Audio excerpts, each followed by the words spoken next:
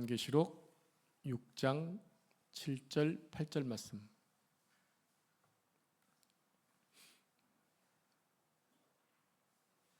제가 7절 말씀 읽겠습니다.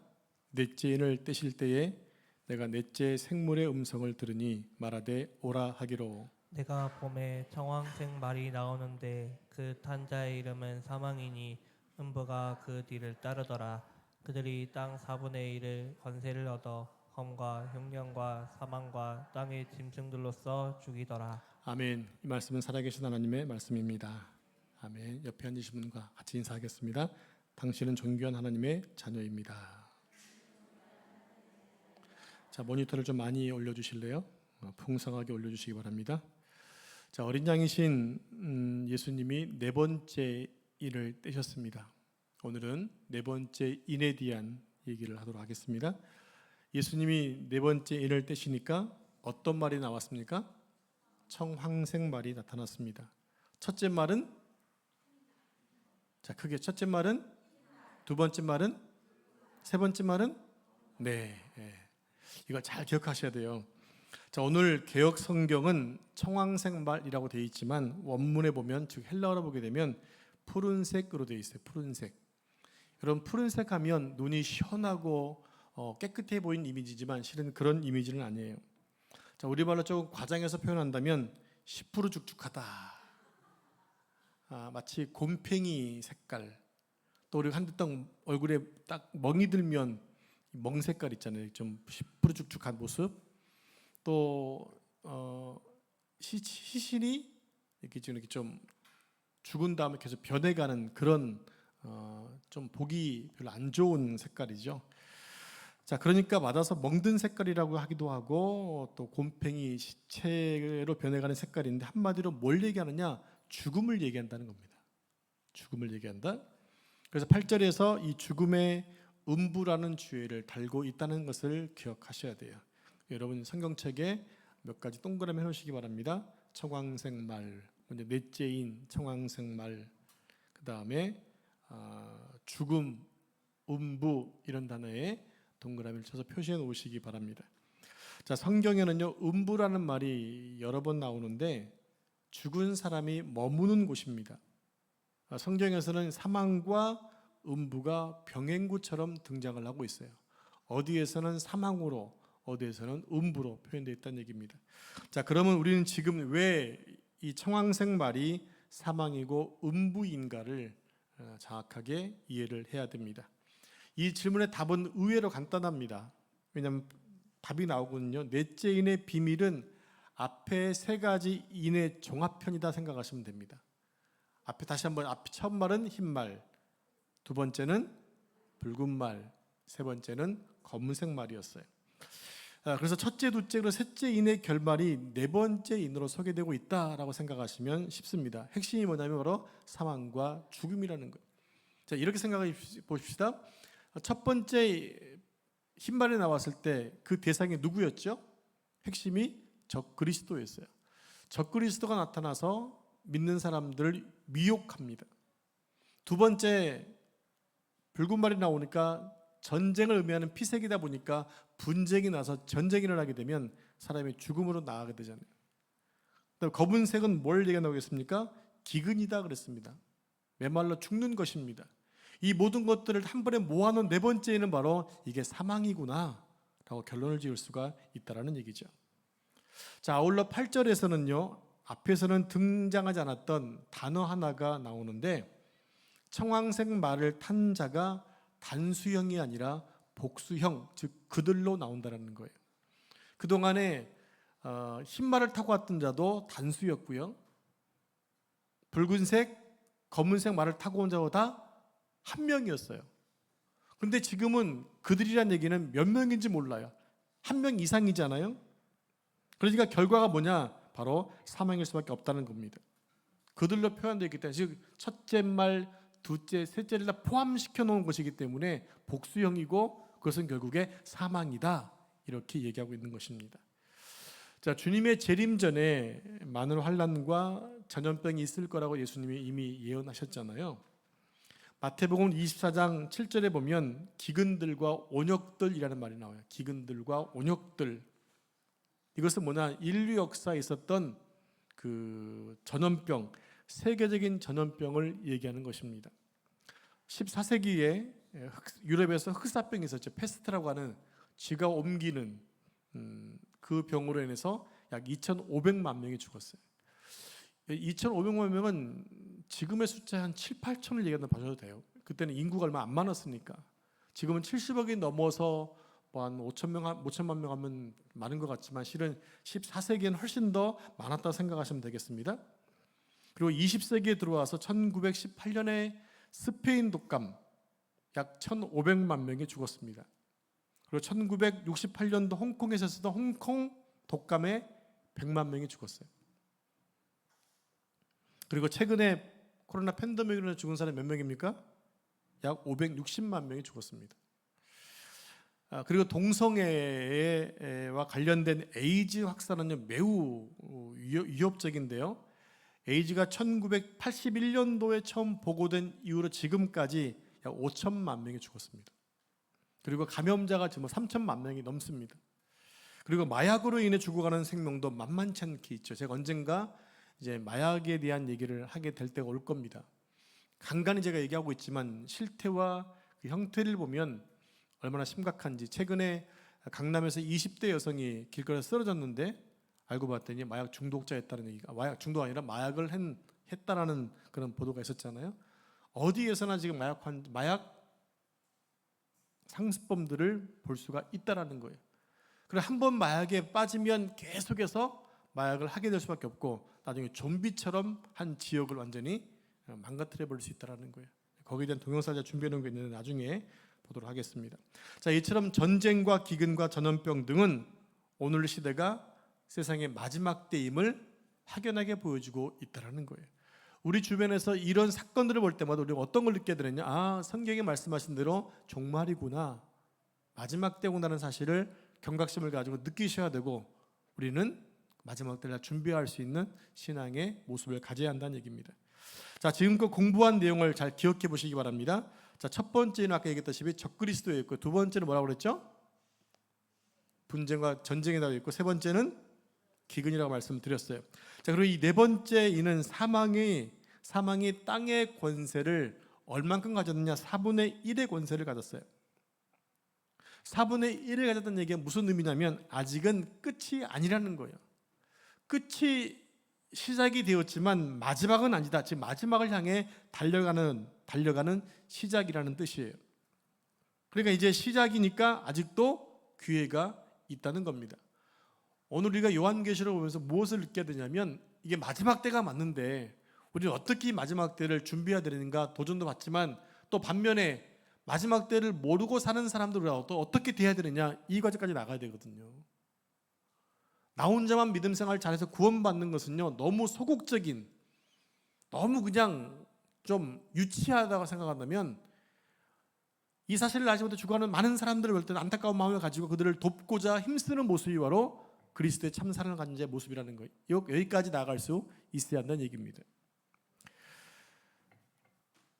자, 그러니까 이제가 시작이니까 아직도 기회가 있다. 그러니까 모든 재난에는 하나님의 메시지가 담겨져 있다라는 거예요. 자, 그게 뭘까요? 하나님이 이해할 수 없는 이런 재난들을 인류에게 주신 목적이 뭘까라는 거죠. 아침에도 잠깐 그 말씀을 했잖아요. 새벽에 왜라는 단어를 붙여야 되는데 하나님이 살아계시는데 왜 이렇게 세상을 멸망시키려고 하시지? 하나님은 당신이 창조하신 세상을 왜 멸망시키야 속이 편하신가? 이런 질문을 해보셔야 한다는 얘기예요. 그러면서 지금 이렇게 멸망해 가는 것은 하나님 말씀에 순종하지 않고 여전히 자기 인간의 욕심대로 살고 있는 인간에 대한 어떤 마지막이구나라는 것들을 찾아갈 수 있어야 한다는 얘기입니다. 여러분, 성경에서 하나님께서 심판을 선언하신 목적이 있었죠. 죄인들을 멸망시키기 위함이 아니었어요. 그래서 항상 하나님은 그들에게 먼저 회개할 기회를 주셨다는 겁니다. 여러분, 우리 아이들을 기를 때 너 그렇게 하면 혼난다 라는 얘기 자주 해보시죠. 네, 주원이 엄마 그죠? 너 주원한다 그러면 혼난다? 라고 할 때가 있잖아요. 그죠?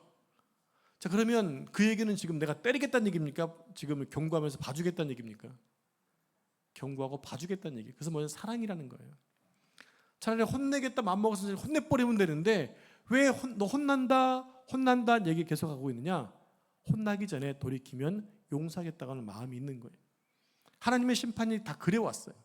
선지자를 보내서 계속 경고하셨던 이유도 바로 거기에 있는 거예요. 근데 결국 돌이키지 않으니까, 변화되지 않으니까 결국에 바벨론에게 멸망되고 로마에게 멸망되었다는 얘기입니다. 하나님은 사랑이 풍성하신 분이세요. 하나님은 당신이 약속하신 거 반드시 지키시는 분이세요. 그래서 독생자 예수님을 이 땅에 보내신 거잖아요. 그래서 우리 대신 죽게 하신 거잖아요. 여러분, 그것만 보면 다 아는 거 아닐까요? 어느 정도 사랑하는지 그 사랑의 농도를 다 알 수 있는 거 아닐까요? 우린 그런 사랑을 받은 자라는 거예요.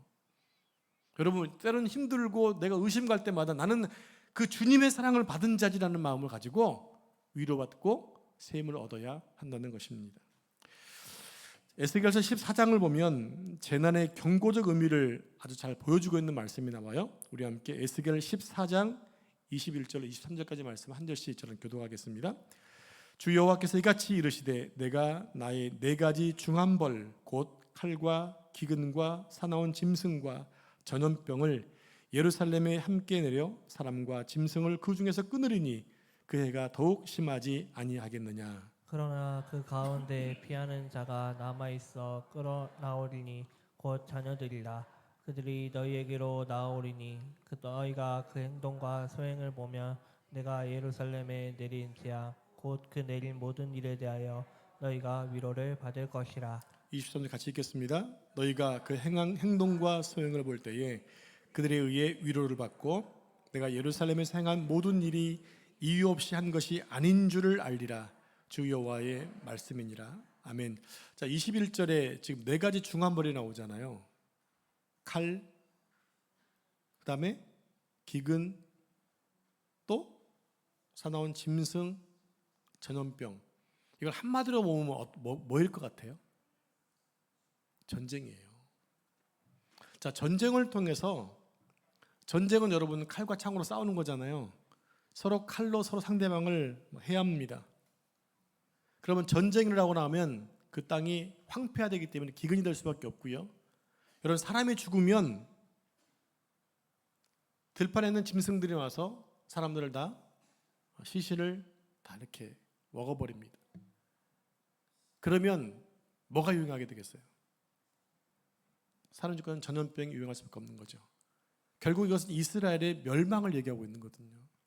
결국 바벨론에게 멸망될 상황을 지금 이렇게 말씀하고 있는 건데 23절에 보면 내가 예루살렘에 행한 모든 일이 이유 없이 한 것이 아니라는 것을 알게 될 것이다 말씀하고 계세요. 경고하고 있는 거죠. 여러분, 세상에 일어나는 사건들, 사고를 보면요, 우리가 나름대로 해석할 수가 있잖아요. 저 사건은 왜 일어난 것일까? 무엇 때문일까라고 우리가 평가를 해야 되는데 그때마다 물어야 됩니다. 왜 저 사건이 일어난 것일까를 물어봐야 되는 거예요. 그래야 내가 똑같은 상황에 처하지 않게 된다는 거죠. 우리는 반면교사 삼아야 한다는 얘기입니다. 성경은 공중에 나는 새 한 마리도 하나님 허락 없이는 떨어지지 않는다고 말씀하세요. 여러분, 새 한 마리예요. 예수님 말씀하시면 들에 들꽃 하나님이 입히신다 말씀하셨어요. 누구를 위해 입히시는 거예요? 나를 위해 입히시는 거예요. 우리의 머리털까지 새 신발 주신다고 말씀하셨어요. 즉 하나님은 세상을 당신의 섭리대로 주관하신다. 따라서 재난들은 이유 없이 일어나는 것이 없다는 얘기예요. 반드시 이유가 있다는 거예요. 지금 세계 곳곳에 일어나고 있는 전쟁들, 또 기근과 지진과 태풍들 그냥 일어나는 것이 절대로 아니에요. 누구에게는 그것이 하나님이 참고 참다가 내리신 흉악한 벌일 수도 있고요. 또 그걸 통해 또 도전받는 사람이 있을 것이고요. 먼 나라에서 소식만 듣고 있는 우리에게는 저 일이 언제 우리에게 일어날지 모르기 때문에 조심해야 한다고 하는 그런 교훈을 삼을 수 있다고 하는 거죠. 모든 것들을 다 하나님의 생각으로 영적인 기준으로 해석해 볼 수 있어야 한다는 얘기입니다. 하나님의 눈으로. 그렇게 보면 절대로 우연한 것이 없다는 것을 알게 된다는 것입니다. 자, 지금 세계의 경제 대공황을 점치는 경제학자들이 우울한 전망을 내놓았어요. 더 이상 세계 경제는 흥황하지 않을 것이다. 더 안 좋으면 안 좋아질 것이다. 그 말을 들으면 사업하시는 분들은 깝깝하지요. 그뿐만 아니에요. 많은 사람이 다 깝깝하지 않겠습니까? 사업하는 사람은 힘들겠습니까? 그 직장에 속해 있는 사람들 다 힘들겠죠. 그러나 그리스도인들은 이런 전망 앞에서도 다른 시각으로 볼 수 있어야 한다는 얘기입니다. 세계 각곳에서 일어나고 있는 재난들을 통해서 우리의 소망이 진정 누구에게 있는지 이를 안다면 절망할 수 없는 거죠.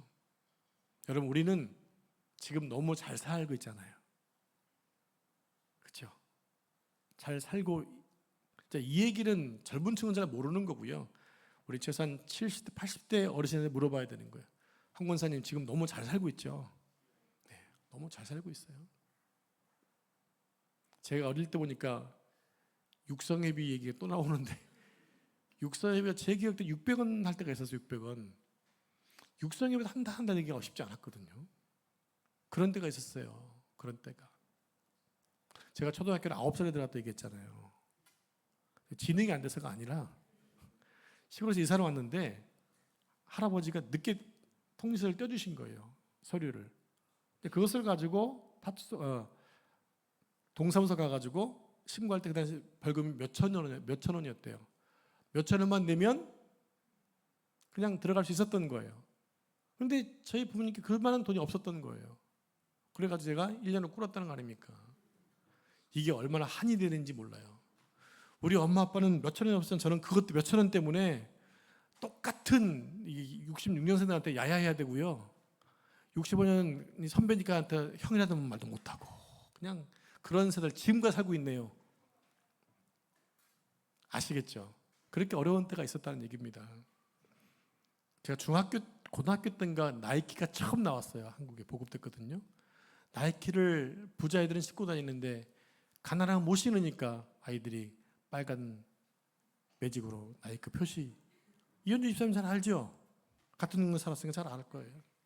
그랬던 시대가 있었어요. 근데 지금은 너무 잘 살고 있잖아요. 자, 우리가 어려웠을 때도 살았거든요. 제가 하고 싶은 얘기 이겁니다.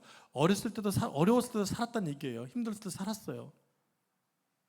그럼 앞으로도 어려워진다 하더라도 과거에 살았던 경험과 기억이 있으니까 살 수 있다는 마음이 있었는 얘기입니다. 그리고 무엇보다 주님이 나의 인생을 책임져 나가는 그 믿음이 있으면 충분히 견딜 수 있다라고 하는 거예요.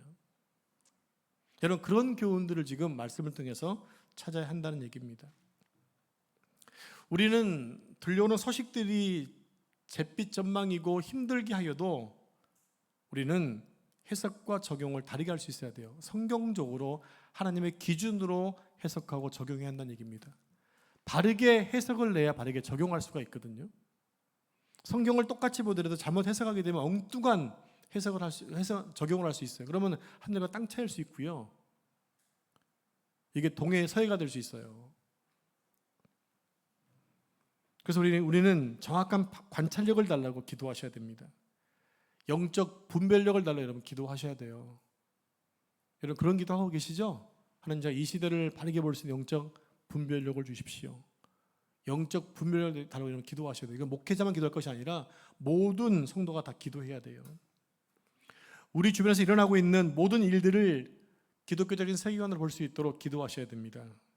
그렇게 바르게 해석해야 바른 삶을 살 수가 있다고 하는 거예요. 언제 위기가 끝날까 지나갈까 염려하는 것은 바른 관점이 아니에요. 세계사적으로 곤고를 겪을 때마다 우리 그리스도인들은 하나님의 메시지가 어디 있는지를 찾아왔고 우리 또한 그렇게 찾아야 됩니다. 그럼 하나님은 그 길을 열어주신다고 하는 거죠. 여러분, 그래야 바르게 기도할 수 있고 이 종말의 때를 바르게 살 수가 있다는 것입니다. 자, 8절에 보면 이제 검이 나옵니다. 검. 8절에 검이 나오죠? 근데 4절에서도 이미 검이 한번 나왔어요. 자, 4절에 나오는 검은요, 큰 칼로 나오고 있죠. 우리가 보면 검이나 큰 칼이나 같은 말인데 헬라어로 보면 영 달라요. 자, 6장 4절에서 나오는 큰 칼은 일단 물리적으로 큰 칼 장도가 아니에요. 칼이 크기 때문에 크다는 얘기가 아닙니다. 그래서 크다는 의미는 뭐냐면 영향력에 대한 숫자예요. 즉 많은 피해를 끼친다 라고 해석하셔야 한다는 얘기예요. 칼이 길고 크다는 것이 아니란 얘기입니다. 그리고 칼은 헬라어로 마카이라라는 뜻인데 이 당시 뭐냐면 외과 의사들이 들었던 메스 같은 작은 칼.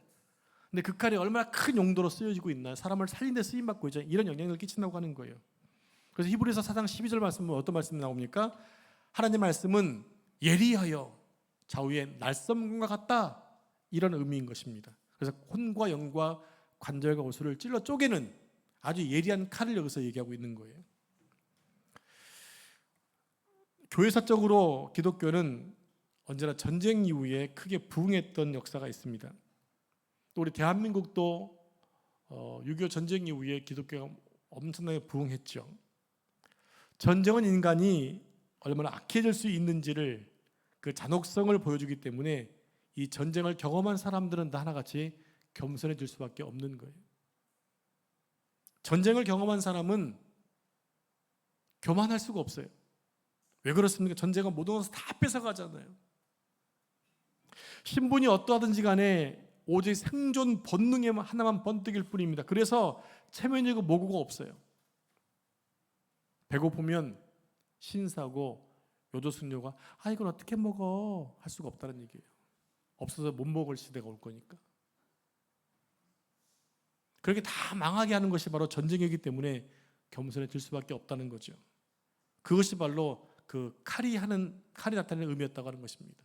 전쟁이 오게 되면 그렇게 다 망하게 되는 것이 지금 말씀드렸던 그 칼이에요.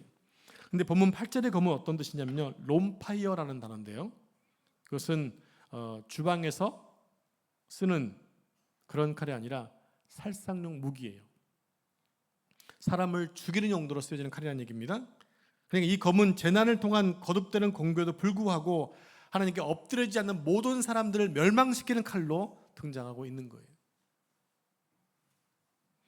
여러분, 지금 우리는 세계적으로 큰 재난 속에 있습니다. 왜 그러냐면 여름이 너무 더웠기 때문에 그래요. 그런데 여지껏 올 8월 달만큼 더웠던 적이 없었다고 얘기하잖아요. 근데 문제는 내년은 더 더워진다는 얘기죠.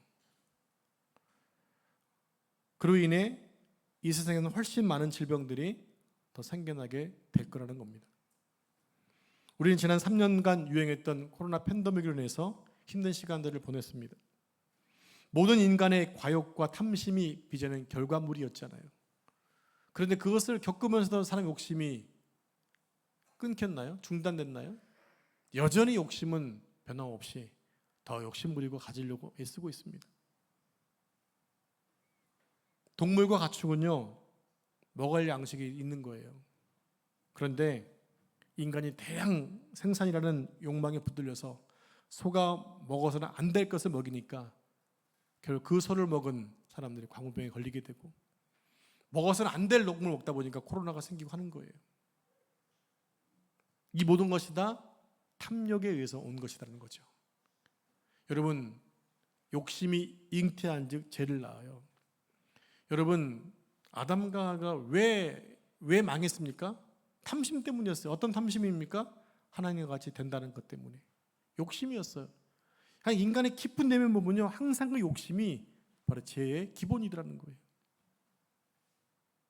더 가지려는 것, 더 많이 소유하려는 것, 이런 것들이 인류를 지금 망치고 있다는 얘기죠. 생명 연장이라는 미명 아래서 인간이 복제되고 있습니다. 하나님의 뜻과는 정반대로 배치되고 있는 거죠. 동성애를 주장하고 있고, 이제 컴퓨터 AI가 발전돼서 인간의 설자리가 점점 쫓겨나고 있네요. 이제는 설교문도 AI가 딱 얘기하면 딱 만들어준대요. 그런 세대를 살고 있습니다.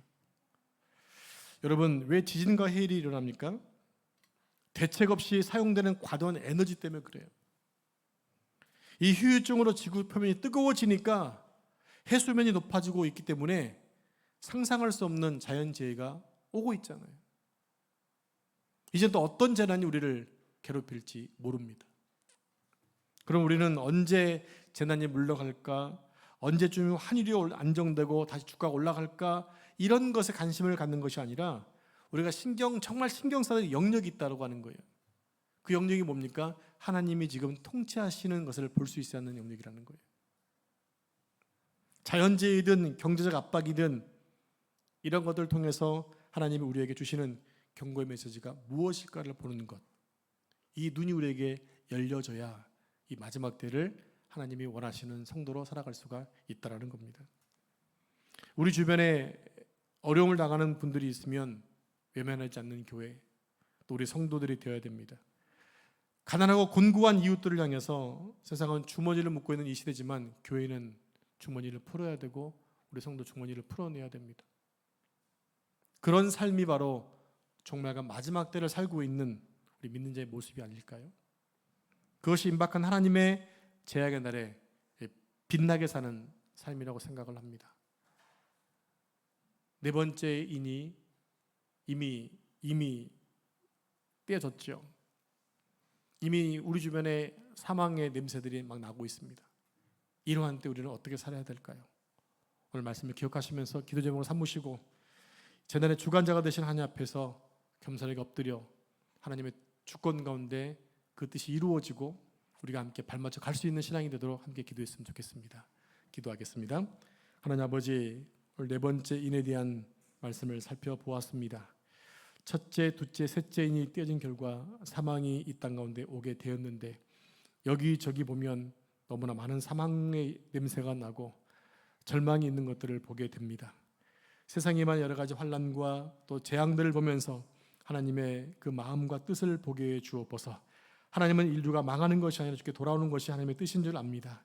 우리가 그 뜻 가운데 있어서 하나님께 부름받은 존재가 되었고 하나님을 섬기는 자가 되었사오니 이제 주님께서 경영하시는 그 뜻 가운데 들어가서 하나님, 아직도 주님을 알지 못해 죽어가는 수많은 사람들에게, 어려움 당한 자들에게 주의 사랑을 증가하는 삶을 살아갈 수 있는 우리 교회와 성도들 될 수 있도록 붙잡아 주옵소서. 매 순간 하나님의 은혜와 사랑을 기억하며 사는 저희들 되게 해 주옵소서. 이 모든 말씀을 존귀하신 예수님의 이름으로 기도합니다. 아멘.